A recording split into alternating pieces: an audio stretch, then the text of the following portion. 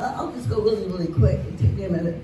So during the census, we were able to get over 84,000 people to sign up for the census, okay? And for the census, we did the mapping on the districts, and we were able to get some very, very good districts to get more progressive representation elected to it. We've done the COVID work, vaccinated over 9,000 people, to keep them from getting COVID expansion. We have a great youth organization through youth empowerment, and then we're really proud of the work that we do in education, getting parents and students organized to fight the discrimination that exists in our schools, stopping the school-to-prison pipeline. This is what we're trying to do, stop the school-to-prison pipeline. So it's a lot of hard work that we are doing. And now, in our country right now, and all of the work that all of you are doing, little did we know that we were fighting to keep democracy alive, right?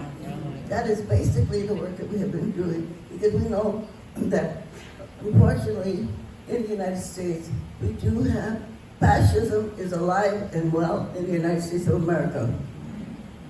And one of the earmarks of this that we can see is when we talk about the people that are in our prison system. The fact that we have more people in prison in the United States of America than they have in India or China, whose populations are billions of people, and we are only millions. And when we see who are the people in prison, it's a black and brown and poor white people that are in prison. In California, and I think Senator Cortez would agree with me on this one, our prison budget in California is higher than our high school budget. Yep. Our prison budget is higher. To be a prison guard, you don't need to have a bachelor's degree or a PhD or a master's, but you can make more money as a prison guard than you can as a school teacher. And so this is what we are up against. And when I say the word fascism, that comes from a German word that means to punish and to hurt. And so this is what the politics have been. When we see people out there that want to take away women's reproductive rights, they're anti-gay, they're anti-transgender people, they're anti-immigrants, and this is the fight that we are up against.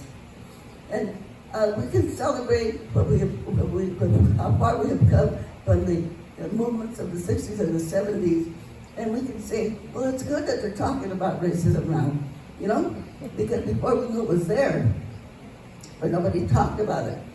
So in a way, okay, but I'm going to go a little step further on that one. The one thing I always like to say, and some of you have heard me talk before, and I'm going to say it again, that we have to remember that we are one human race.